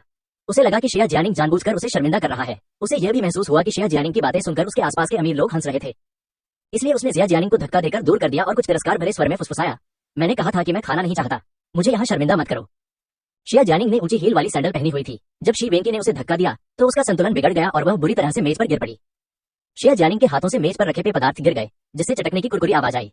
उसके हाथ में पकड़ी मिठाई भी उसकी स्कर्ट पर गिर गई और उस पर लगी क्रीम और फलों के निशान उसकी स्कर्ट पर धब्बेदार निशान छोड़ गए। कई मेहमानों ने शोर सुना और इधर देखा। जिया जियानिंग को अचानक शर्मिंदगी महसूस हुई और उसका चेहरा पल भर में लाल हो गया। शिया शिगे यहाँ की गतिविधियों पर नजर रख रही थी। जब उसने शिया जियानिंग को धक्का देते हुए देखा तो वह एक पल के लिए झिझकी, फिर खड़ी हुई और मेज पर बैठे लोगों की हैरानी भरी निगाहों के बीच उसने अपना पैर उठाया और शिया जियानिंग को धक्का देकर गिरा दिया। जिया वेंकी ने बिखरे बालों वाले जिया जियानिंग को घृणा भरी निगाहों से देखा। उसने जमीन पर लेटे हुए जिया जियानिंग की ओर देखते हुए धीमी आवाज में डांटते हुए कहा, क्या कर रहे हो? क्या मुझे शर्मिंदा करना चाहते हो? क्या जानबूझकर ऐसा कर रहे हो? शिया जियानिंग ने अपना सिर उठाया और शी वेंकी की आंखों में गहरी घृणा और तिरस्कार स्पष्ट रूप से देखा। उसकी आंखों में अचानक आंसू भर आए और वह इतनी शर्मिंदा हुई कि उसने कहीं छिप जाने की इच्छा की। ये देखकर जी वेंकी का चेहरा और भी सिकुड़ गया। इधर उधर से मेहमानों को आते देख वह जिया जियानिंग को जल्द से जल्द यहाँ से ले जाना चाहता था। वह कुछ कदम आगे बढ़ा और जिया जियानिंग के पास जाकर बोला, अभी के अभी यहाँ से निकल जाओ, सीधे अंडरग्राउंड गैराज में जाओ और मेरा इंतजार करो। पार्टी के बाद मैं तुम्हें घर छोड़ दूंगा। यहाँ मत रुको और दूसरों को तुम पर हंसने का मौका मत दो। तुमने मेरी बेइज्जती कर दी है। डांटने के बाद वह जमीन पर लेटी हुई शिया जियानिंग को उठाने के लिए हाथ बढ़ाने ही वाला था, लेकिन अचानक एक आकृति ने उसका रास्ता रोक दिया। शिया शिगे ने शी वेंकी की ओर ठंडी निगाहों से देखा। शी वेंकी की आंखों में थोड़ी हैरानी थी, फिर भी वह झुकी और शिया जियानिंग को उठने में मदद की। शिया जियानिंग को यहाँ शिया शिगे से मिलने की उम्मीद नहीं थी। जब शिया शिगे ने उसे उठने में मदद की तो वह थोड़ी अचंभित रह गई। इससे पहले कि शिया जियानिंग कुछ बोल पाती, शी वेंकी ने थोड़ी उलझन भरी आवाज में शिया शिगे से कहा, माफ कीजिए, यह महिला कौन है? शिया शिगे ने शी वेंकी को नजरअंदाज कर दिया। उसने शिया जियानिंग से फुसफुसाते हुए कहा, चलो मैं तुम्हें बाथरूम ले चलती हूँ, यहीं इस मामले को सुलझाती हूँ। शिया जियानिंग ने अपने निचले होंठ को काटा और धीरे से गुनगुनाया। जिया वेंकी ने तुरंत कहा, उसकी चिंता मत करो, वह सिर्फ दिखावा कर रही है और मुझसे नाराज है। शिया शिगे ने शी वेंकी की तरफ देखा तक नहीं, उसने शिया जियानिंग को भोज कक्ष से बाहर निकलने में मदद की और शी वेंकी को अकेला छोड़ दिया। आसपास के लोगों की उत्सुक निगाहों के बीच जी वेंकी को और भी शर्मिंदगी महसूस हुई। उसने अपना सिर झुकाया और चुपके से वहां से चला गया। बाथरूम में जिया शिगे हाथ बांधकर एक तरफ खड़ा था और जिया जियानिंग को सिर झुकाकर अपनी स्कर्ट पर मिठाइयों और पेय पदार्थों से लगे दागों को साफ करते हुए देख रहा था। धोने के बाद भी हंस के पीले रंग की स्कर्ट पर गंदगी के निशान थे, लेकिन कम से कम पहले जितनी गंदी तो नहीं थी। शिया जियानिंग ने राहत की सांस ली, सिर झुकाया और शिया शिगे से फुसफुसाते हुए कहा, बहन, मेरी मदद करने के लिए धन्यवाद। शिया शिगे ने शिया जियानिंग के संकोची चेहरे को देखा और एक पल के लिए मिश्रित भावनाओं का अनुभव किया। उसे याद आया कि पिछले साल भीषण गर्मी के दौरान जिया गुआकांग और उसका 3 लोगों का परिवार उसके घर आया था ताकि उसकी शादी का प्रस्ताव रख सके। उस समय हालांकि जिया जियानिंग थोड़ी उदास और हताश लग रही थी, फिर भी उसने अपना सिर ऊंचा रखा हुआ था और सीना फुलाकर खड़ी थी, मानो कोई नन्ही सी मोरनी हो। अब 1 साल से थोड़ा अधिक समय बीत चुका है और शिया जियानिंग की आंखों और भौहों की तीक्ष्णता फीकी पड़ गई है। इस समय वह थोड़ा सिकुड़ी हुई है, सिर झुकाए और छाती को सिकुड़े हुए। उसकी भौहों के बीच उदासी का एक ऐसा निशान है जो इस उम्र के अनुरूप नहीं है, मानो कोई नन्ही बटेर जिसने बहुत कष्ट झेले हों। शिया शिगे ने थोड़ा भौहें चढ़ाकर पूछा, जिस लड़के ने अभी तुम्हें धक्का दिया, क्या वह वही बॉयफ्रेंड है जिसका तुमने पहले जिक्र किया था? कुछ दिन पहले जब जिया गुआकांग का परिवार जिया शिगे के लिए रिश्ता ढूंढने गया तो जिया जियानिंग ने बताया कि उसका एक बॉयफ्रेंड है। शिया जियानिंग ने हल्के से सिर हिलाया और जवाब दिया, हाँ, वह मेरा प्रेमी है, शी वेंकी। इसके बाद जिया जियानिंग को याद आया कि उसका परिवार जिया शिगे के घर रिश्ता तय करने आया था। उसने थोड़ी शर्मिंदगी के साथ जिया शिगे की ओर देखा और कहा, बहन, मुझे माफ कर दो। मेरे माता पिता ने मेरी मदद करने के लिए मुझे तुम्हारे लिए रिश्ता तय करने को मजबूर किया और उन्होंने ही वो बुरी बातें कही थी। मैं अपने माता पिता की ओर से तुमसे माफी मांगती हूँ। शिया शिगे ने बेपरवाही से सिर हिलाया। बीते हुए कल की बात न करें, लेकिन तुम, इस तरह का आदमी शादी से पहले ही तुम्हारे साथ ऐसा बर्ताव करता है। अगर तुम भविष्य में उससे शादी कर लेती हो तो तुम्हारा जीवन कैसे सुखमय होगा? ये सुनकर शिया जियानिंग एक पल के लिए स्तब्ध रह गई, फिर उसने जबरदस्ती मुस्कुराते हुए धीरे से जवाब दिया, उसका परिवार मेरे प्रति बहुत अच्छा है, उसके पिता भी मेरे पिता के वरिष्ठ हैं और उसने कम उम्र में ही शरीर धारण कर लिया था। शिया शिगे को नाराज और चुप देखकर शिया जियानिंग की आंखें फिर से लाल हो गईं। उसने रोते हुए कहा, बहन, मेरे पास कोई चारा नहीं है, मेरी माँ मर गई, मेरे पिता ने दूसरी शादी कर ली और उनका एक और बच्चा है, मेरा कोई घर नहीं है, मेरे पास बस यही एक रास्ता है कि मैं जल्द से जल्द शादी करके घर से निकल जाऊं। कुछ दिन पहले जब जिया जियानिंग मौत के मुंह से बचकर चांगदाओ होटल से घर लौटी तो जिया गुआकांग ने न केवल उसकी परवाह नहीं की बल्कि उसके चेहरे पर थप्पड़ मारा और उसे अज्ञानी होने के लिए फटकारा। शिया गुआकांग शिया जियानिंग से लगातार असंतुष्ट होता जा रहा था। इसके अलावा गुआन जरूरी रोजाना शिया गुआकांग के कान में फुसफुसाती रहती थी। इस दौरान शिया जियानिंग घर में एक नौकरानी की तरह रह गई थी। उसे न केवल गुआन जरूरी की परेशानियों से निपटना पड़ता था बल्कि अपने छोटे भाई शिया जिचेंग की भी सेवा करनी पड़ती थी। शिया जियानिंग को लगा कि अब वह खुशी से नहीं रह सकती। अब वह बस अपना घर छोड़ना चाहती थी और शादी करना उसके लिए सबसे तेज विकल्प था। अगर पहले वह सामाजिक स्तर पर ऊपर चढ़ने के लिए शी वेंकी से शादी करना चाहती थी तो अब वह खुद को बचाने के लिए शी वेंकी से शादी करना चाहती थी। वह उस घर से भागना चाहती थी जो उसके लिए एक खाई बन चुका था। ये सुनकर शिया शिगे को सिरदर्द होने लगा। उसे समझ नहीं आ रहा था कि इस गहरे संकट से निकलने का एकमात्र रास्ता शादी ही क्यों है। क्या उन्हें किसी और गहरे संकट में पड़ने का डर नहीं है? लेकिन उसने अभी अभी तांग शिकी से शादी के बारे में बात की थी और अब वह शिया जियानिंग से इस बारे में और बात नहीं करना चाहती थी। उसने शिया जियानिंग की बातों को अनसुना कर दिया और विषय बदलते हुए कहा, तो अब तुम क्या करने वाली हो? शिया जियानिंग ने अपने निचले होंठ को हल्के से दबाया और कुछ नहीं कहा। उसे शी वेंकी यहाँ लेकर आई थी और अब शी वेंकी उसे नजरअंदाज कर रही थी। वह भोज में किसी को नहीं जानती थी और भोज कक्ष में रहना उसके लिए असहज था। लेकिन शी वेंकी ने उसे भूमिगत गराज में इंतजार करने के लिए कहा। हालांकि भोज अभी शुरू नहीं हुआ था। अगर वह सचमुच इंतजार करना चाहती थी तो उसे कम से कम कुछ घंटे इंतजार करना पड़ता। लेकिन अगर वह अकेले घर जाती तो उसे रास्ते में बदमाशों से मिलने का डर था। शिया शिगे ने शिया जियानिंग की ओर देखा और चुपचाप आह भरी। हालांकि उसने खुद को कई बार समझाया है कि उसे दूसरों के मामलों में दखल नहीं देना चाहिए, लेकिन लोग कहते हैं कि भतीजियां अपनी चाचियों जैसी दिखती है। शिया शिगे ने जब शिया जियानिंग का चेहरा देखा जो बचपन में शिया हियन के चेहरे से मिलता जुलता था तो आखिरकार उसका दिल थोड़ा नरम पड़ गया। उसने शिया जियानिंग के कपड़े ठीक करने में मदद करने के लिए हाथ बढ़ाया और बेबसी से कहा, ठीक है, अब जब हम यहाँ आ ही गए हैं तो पहले खाना खा लेते हैं। जब हम भोज कक्ष में वापस जाएंगे तो तुम मेरे बगल में बैठ जाना। भोज समाप्त होने के बाद मैं तुम्हें घर छोड़ दूंगी। ये सुनकर जिया जियानिंग ने आश्चर्य से जिया शिगे के कपड़े खींचे और कृतज्ञतापूर्वक जिया शिगे को सिर हिलाकर अभिवादन किया। जब से शिया शिगे ने उसे लॉन्ग आइलैंड होटल से बचाया है तब से वह शिया शिगे पर और भी अधिक भरोसा करने लगी है और उस पर निर्भर हो गई है। उसे तो यह भी लगता है कि भगवान उसे आशीर्वाद दे और शिया शिगे आज भी उसकी बहन है। जब दोनों बाथरूम से बाहर निकलकर भोज कक्ष में वापस आए तो गलियारे में उनकी मुलाकात अप्रत्याशित रूप से झाओ लिली और लू सिक्सवे से हुई। झाओ लिली और लू सिक्सवे स्पष्ट रूप से जिया शिगे का यहाँ जानबूझकर इंतजार कर रही थी। जब उन्होंने जिया शिगे को बाथरूम से बाहर आते देखा तो वे 2-3 कदम आगे बढ़ी और जिया शिगे को देखकर मुस्कुराई। शिया जियानिंग ने पहचान लिया कि उसके सामने खड़े दोनों लोग वही थे जिन्होंने अभी अभी भोज कक्ष में शी युकी से बातचीत की थी और उसकी आंखों में सतर्कता का एक संकेत दिखाई दिया। वह पूछने ही वाली थी कि वे दोनों क्या करना चाहते हैं, लेकिन जिया शिगे ने उसकी बाह पर थपथपाकर उसे दिलासा दिया, आगे मेरा इंतजार करो, मैं जल्दी ही आ जाऊंगी। ये सुनकर श्रेया जियानिंग हिचकिचाई, लेकिन उसने अवचेतन रूप से श्रेया शिगे की बात को आज्ञाकारी रूप से सुनने का विकल्प चुना। इसलिए उसने सिर हिलाया और चुपचाप चली गई। श्रेया जियानिंग के चले जाने के बाद श्रेया शिगे ने झाओ लिली और लू सिक्सुए की ओर देखा और पूछा, तुम मुझसे किस बारे में बात करना चाहती हो? झाओ लिली ने पहले तो सौम्य और दयालु मुस्कान दिखाई। वह कुछ कदम आगे बढ़ी और प्यार से श्रेया शिगे का हाथ पकड़ना चाहती थी, लेकिन श्रेया शिगे ने चुपचाप उससे दूरी बनाए रखी। श्रेया शिगे ने झाओ लिली को घृणा भरी नजरों से देखा। अपने गंदे हाथों से मुझे मत छुओ। यह देखकर झाओ लिली जरा भी नाराज नहीं हुई। उसके चेहरे पर वही सौम्य और दयालु मुस्कान बनी रही और उसने कहा, आप ही असली मिस लू हैं, है ना? मैंने सुना है कि बचपन में आपको गलती से जोए से अलग कर दिया गया था। श्रेया शिगे ने तिरस्कार भरे लहजे में झाओ लिली की बात काटते हुए कहा, रुको, मुझ पर यह सब आजमाने की कोशिश मत करो। फिर श्रेया शिगे ने 2 कदम आगे बढ़ाए। उसने झाओ लिली को ठंडी निगाहों से घूरते हुए एक एक शब्द करके कहा, झाओ लिली, तुमने ही मुझे लू सिक्सुए से बदल दिया था। श्रेया शिगे द्वारा झाओ लिली का पर्दाफाश कर दिया गया और उसकी मुस्कान थोड़ी सी जम गई, लेकिन उसने घबराहट नहीं दिखाई, बल्कि ईमानदारी से कहना जारी रखा, सुशीलू, आपने वास्तव में गलत समझा। मुझे इस मामले के बारे में पता नहीं था और मुझे नहीं पता कि आपको और जोए को गलती से क्यों ले जाया गया। मैं जानती हूँ कि इस तरह की बात से आप दोनों को दुख हुआ है। जोए की तुलना में मुझे आपके लिए अधिक दुख हो रहा है। जैसे कि उसने श्रेया शिगे की उपहास भरी नजर को अनदेखा कर दिया हो, झाओ लिली ने धीरे से बोलना जारी रखा, जोए, लू परिवार ने कई वर्षों तक तुम्हारी देखभाल की है। अब जब लू परिवार मुश्किल में है, अगर तुम्हें कोई परेशानी हो तो तुम मेरे पास आ सकती हो और मैं तुम्हें व्यक्तिगत रूप से मुआवजा देने की उम्मीद करती हूँ। श्रेया शिगे ने व्यंग्य करते हुए हाथ हिलाए और कहा, ठीक है, ठीक है, मैंने तुम्हें पहले ही बता दिया है, मेरे साथ चालबाजी मत करो। लू सिक्सुए पहले ही है परिवार में लौट चुकी है। क्या तुम्हें डर है कि मैं तुम्हारे बच्चे बदलने के बारे में दूसरों को बता दूंगा? श्रेया शिगे ने झाओ लिली के चेहरे को देखा और आगे कहा, यह अनावश्यक है। लू परिवार की हालत पहले से ही ऐसी है। अगर उन्हें पता भी चल जाए कि तुमने बच्चे को बदल दिया है तो भी वे इस मामले को आगे नहीं बढ़ा सकते। इसलिए मेरे सामने ऐसा व्यवहार करने की कोई जरूरत नहीं है। ये सुनकर झाओ लिली बेबस सी मुस्कुराई। उसने श्रेया शिगे से एक दयालु बुजुर्ग की तरह कहा, सुशीलू, आप मेरी बात पर विश्वास क्यों नहीं करती? मैं भी एक अभिभावक हूँ, मैं आपसे बहुत प्यार करती हूँ, इसलिए मैं आपकी मदद करना चाहती हूँ। श्रेया शिगे ने अपनी आंखें सिकोड़कर झाओ लिली को देखा, फिर एक मनमोहक मुस्कान दिखाई। क्या तुम्हें डर है कि मैं लू सिक्सुए के लिए मुसीबत खड़ी कर दूंगी, उसके किए को सार्वजनिक कर दूंगी और उसे किसी धनी परिवार में शादी करने से रोक दूंगी? जब झाओ लिली ने यह सुना तो उसके चेहरे पर बनी हुई प्यारी सी मुस्कान बरकरार नहीं रह सकी। जिस दिन लू सिक्सुए और हे हानकुन मिले, उसी दिन हे किंग को लू सिक्सुए और झाओ हुईफेंग के बीच के प्रेम प्रसंग का पता चल गया। लू सिक्सुए को कभी समझ नहीं आया कि हे किंग को यह कैसे पता चला। झाओ हुईफेंग की तो पहले ही मृत्यु हो चुकी थी, इसलिए इस मामले की पुष्टि करने का कोई तरीका नहीं था। पूरी कहानी सुनने के बाद झाओ लिली को यह बात अच्छी तरह समझ में आ गई कि जिया शिगे एक परिवर्तनशील व्यक्ति है, इसलिए उसने जिया शिगे को स्थिर करने की आशा की। यह देखकर जिया शिगे ने उपहास करते हुए कहा, झाओ लिली, तुम एक मानव तस्कर हो जिसने किसी और के बच्चे को चुराया है, और तुम में इतनी हिम्मत है कि तुम मेरे पास आकर मुझसे अपनी उस बेटी को छोड़ने के लिए कह रही हो जिसने तुम्हारे घर पर कब्जा कर लिया है।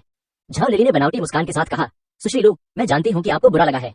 अगर आपको किसी तरह का मुआवजा चाहिए तो बस मांग लीजिए, इससे कोई फर्क नहीं पड़ता कि वह कितना है। मुझे बस उम्मीद है कि आप अपने पूर्वाग्रह को त्याग देंगी और जोए से नफरत करना बंद कर देंगी। श्रेया शिगे ने सिर हिलाते हुए कहा, इसकी कोई जरूरत नहीं है, मुझे कोई शिकायत नहीं है। आपकी वजह से ही मुझे मेरा वर्तमान परिवार मिला। शायद आपको विश्वास न हो, लेकिन मैं सचमुच एक सुखी जीवन जी रहा हूँ। फिर श्रेया शिगे की मुस्कान थोड़ी चंचल हो गई। उसने झाओ लिली की आंखों में देखते हुए कहा, मुझे आपका शुक्रिया अदा करना है। अगर आपने अपनी बेटी मुझसे न बदली होती तो शायद मुझे ही सोंग युहान से जबरन शादी करनी पड़ती और मेरा गर्भपात हो जाता। ये सुनकर झाओ लिली के चेहरे से मुस्कान गायब हो गई। उसने अपने जीवन में ऐसा बहुत कम देखा था। उसका चेहरा एकदम ठंडा पड़ गया और वह चुपचाप श्रेया शिगे को देखती रही। लू सिक्सु ने जो भयावह जीवन जिया था वह हमेशा झाओ लिली के दिल में चुभता रहा था। अपनी बेटी को गर्भपात और अत्यधिक रक्तस्राव की हद तक यातना झेलते हुए देखकर उसका दिल टूट जाता था। झाओ लिली का चेहरा ठंडा पड़ते देख श्रेया शिगे ने प्रसन्नतापूर्वक कहा, झाओ लिली, अपनी बेटी के साथ मुझे विपत्ति से बचाने के लिए मैं आपका आभारी हूँ। मुझे शादी के लिए घर से नहीं निकाला जा रहा है, न ही मुझे यातनाएं दी जा रही हैं, न ही मेरा गर्भपात हो रहा है और न ही मुझे अत्यधिक रक्तस्राव हो रहा है, न ही मुझे मेरे मायके और मेरे पति के परिवार से निकाला जा रहा है। मुझे बताइए, मैंने क्या क्या कष्ट झेले हैं? झाओ लिली अवाक रह गई। वह गुस्से से लाल चेहरे के साथ केवल श्रेया शिगे को देखती रही। कहावत है कि किसी को मारना उसके दिल को तोड़ देता है। श्रेया शिगे के शब्द तेज धार वाले ब्लेड की तरह थे जो पल भर में झाओ लिली के दिल को भेद गए। झाओ लिली अपनी भावनाओं को दबाने के लिए केवल अपनी मुठियां भींच सकती थी। उसे इस बात का भी एहसास नहीं हुआ कि उसके नाखून उसकी हथेलियों में गहरे धंस रहे हैं। श्रेया शिगे ने झाओ लिली के चेहरे के भावों को देखकर कहा, झाओ लिली, देखो, भगवान की नजर अभी भी है। तुमने इसे अपनी बेटी के लिए चुराया था और अंत में तुम्हें इसे पूरी तरह से वापस करना होगा। बाद में उसे जो कुछ भी सहना पड़ा वह तुम्हारी बेटी के लिए भगवान का दंड था। हालांकि मुझे लगता है कि यह अभी अंत नहीं है। तुम दोनों लड़कियों को बाद में अपने कर्मों का फल जरूर मिलेगा। झाओ लिली के चेहरे पर हल्की सी झंझनाहट हुई। उसने चुपके से अपने दांत भींच लिए और अचानक उसे थोड़ा पछतावा हुआ। उसे लगा कि जब उसने श्रेया शिगे को दूर फेंक दिया था तो उसे पहले श्रेया शिगे का गला घोंटकर मार डालना चाहिए था। इसी क्षण लू सिक्सुए ने अचानक कहा, श्रेया शिगे, बस करो। यह सुनकर जिया शिगे ने अपनी आंखें ऊपर उठाई और अवाक होकर लू सिक्सुए की ओर देखा। लू सिक्सुए ने शर्म और झुंझलाहट से जिया शिगे को घूरा। जिया शिगे के अभी के शब्द उसके लिए किसी जोरदार थप्पड़ की तरह थे। उसने गुस्से से कहा, जिया शिगे, अतीत की उन बातों को तुम्हें उन्हें पकड़े रहने की जरूरत नहीं है। अब जब तुम इतना कठिन जीवन जी रहे हो और मैं इतना दयनीय जीवन जी रही हूँ तो तुम्हें अभी भी बच्चे की अदला बदली की इतनी चिंता क्यों है? लू सिक्सुए के स्वर में थोड़ी झुंझलाहट थी। क्या तुम अब भी मुझसे नफरत करते हो क्योंकि मैंने तुम्हारे परिवार को तुमसे छीन लिया? अब मेरे अपने माता पिता हैं। मैं लू परिवार के सभी लोगों को तुम्हें वापस लौटा दूंगी। क्या ये ठीक है? शर्मिंदगी के कारण लू सिक्सुए की आंखें थोड़ी लाल देखकर जिया शिगे ने अचानक किसी कारण से रुचि खो दी। आखिरकार वर्तमान लू सिक्सुए पिछले जन्म वाली लू सिक्सुए नहीं है। जिया शिगे को अचानक लगता है कि वर्तमान लू सिक्सुए पर समय बर्बाद करना उचित नहीं है। हे परिवार विनाश के कगार पर है। जब घोंसला उलट जाएगा तो अंडे कैसे सुरक्षित रह पाएंगे? लू सिक्सुए इस हालत में कैसे जी पाएगी? ये सोचकर जिया शिगे मुस्कुराई और बोली, मैं कूड़ा बीनने वाली नहीं हूँ। और तो और मुझे शुरू से ही लू परिवार से कोई मतलब नहीं था। लू सिक्सुए और झाओ लिली, तुम दोनों महिलाओं को इस मामले में सजा मिलनी ही चाहिए, क्योंकि तुमने इस मामले में दखल दिया है। शिया शिगे ने कुछ कदम आगे बढ़ाए और लू सिक्सुए की थोड़ी घबराई हुई आंखों को देखकर उसने दोनों महिलाओं से फुसफुसाते हुए कहा, मुझे विश्वास है कि तुम दोनों महिलाओं को भविष्य में इसका बदला मिलेगा, इसलिए मुझ पर अपना समय बर्बाद मत करो और अभी जो कुछ भी तुम्हारे पास है उसका जल्दी से आनंद लो। तुम ये सुनकर लू सिक्सुए गुस्से से आग बबूला हो गई और उसने जिया शिगे को मारने के लिए हाथ उठाया। लेकिन जैसे ही उसने अपना हाथ उठाया, जिया शिगे ने उसे पकड़ लिया। शिया शिगे ने एक हाथ से लू सिक्सुए की कलाई पकड़ी और दूसरे हाथ से उसके चेहरे पर जोर से थप्पड़ मारा। लू सिक्सुए ने हैरानी से आंखें फाड़ते हुए कहा और अविश्वास से जिया शिगे को घूरते हुए बोली, तुम्हारी हिम्मत कैसे हुई मुझे मारने की? मैं अब हे परिवार की दूसरी बेटी हूँ। झाओ लिली भी घबराकर दौड़ पड़ी, तुम किसी को कैसे मार सकते हो? मुझे सुरक्षा चाहिए। शिया शिगे ने व्यंग्य किया। उसने लू सिक्सुए की बांह झटक दी और झाओ लिली के बाल पकड़ने के लिए हाथ बढ़ाया। झाओ लिली की घबराई हुई आंखों को देखकर शिया शिगे उसके पास झुकी और उसके कान में फुसफुसाते हुए बोली, झाओ लिली, अपनी बेटी का ख्याल रखना और आज्ञाकारी होकर अपने कर्मों के फल की प्रतीक्षा करना, ताकि तुम कुछ और दिन जी सको। अगर तुमने दोबारा मुझे उकसाने की कोशिश की तो मैं तुम्हें निश्चित रूप से पहले ही नरक में भेज दूंगी। इतना कहकर जिया शिगे ने उन दोनों को अनदेखा किया और मुड़कर चली गई।